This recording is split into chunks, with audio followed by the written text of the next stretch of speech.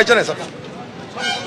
দেখুন ব্যাপারটা হচ্ছে যে আমি পলিটিক্স করি ঠিক, আমি কংগ্রেস দল করি এটাও ঠিক, কিন্তু আমার একটা মানুষ হিসেবে পরিচয় আছে, আমি একটা সংসারের একজন তার পরিচয় আছে। তো আমাদের দেশে এমন হয়নি যে একটা ব্যক্তির শুধু পরিচয় রাজনৈতিক, এরকম কোনো ব্যাপার আমার জানা নাই। আমরা যে মন্দিরে যাই তো সেখানটাই তো আমরা কংগ্রেসের ভক্তি হিসেবে যাই না, আমরা যে মসজিদে যাই কংগ্রেসের ভক্তি হিসেবে যাই না, একটা নাগরিক হিসাবে কাউকে বিশ্বাস করি তাই যাই, ভালো লাগে তাই যাই। তো বিষয়টা হচ্ছে এবার যখন দেখছি আমাদের ঘরের ডাক্তাররা আন্দোলন করছে, আমার মনে হলো একবার তাদের সঙ্গে গিয়ে তাদের ভাবনার সঙ্গে যে আমরা জড়িয়ে আছি, তাদের ভাবনার সঙ্গে আমাদের ঐক্য স্থাপন করবার জন্য একবার দেখা করতে চেয়েছিলাম, একাই এই জন্য দেখা করতে চেয়েছিলাম যে তাদেরকে সমর্থন করতাম যে ভাই আপনারা যেটা করছেন তার জন্য আমরা গর্বিত, আমরা আপনাদের সঙ্গে আছি, শুধু এইটুকু কথা। এক নম্বর, তারা যেহেতু দীর্ঘদিন এখানে আন্দোলন করছেন,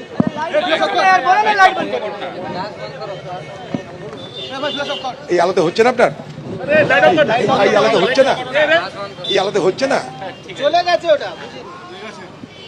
তো স্বাভাবিকভাবেই আমরা এখানটাও এই কারণে এসে, আর কোনো উদ্দেশ্য নয়। আমি তাদের বাড়িও গেছিলাম একটু আগে, তাদের বাড়িতে অনেকক্ষণ তাদের পরিবারের সঙ্গে কথা বলেছি, সেখানে সেই পরিবারকে বাইরে বেরোতে দেওয়া হচ্ছে না, নানা বাহানায় পরিবারকে গৃহবন্দী করে রাখা হয়েছে পানিহাটিতে। এটা মাথা রাখবেন না, পানিহাটি তাদের পরিবারকে পুলিশ গৃহবন্দী করে রেখেছে, তাদেরকে বাইরে বেরোতেও দিচ্ছে না।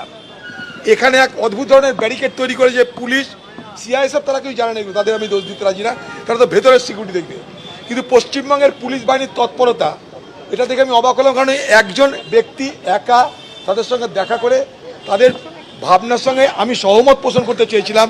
This is nothing but to express my solidarity with them, with those agitating doctor, এবং তাদেরকে আমি হয়তো জল অফার করতাম। ঠিক আছে, তাদের মধ্যে একজন এসে বলল যে আমাদের দরকার নেই, কোনো অসুবিধা নেই আমার, তাদেরকে তো জানালাম কমসে কম আমি এসেছি, এইটুকু আমার কাছে যথেষ্ট।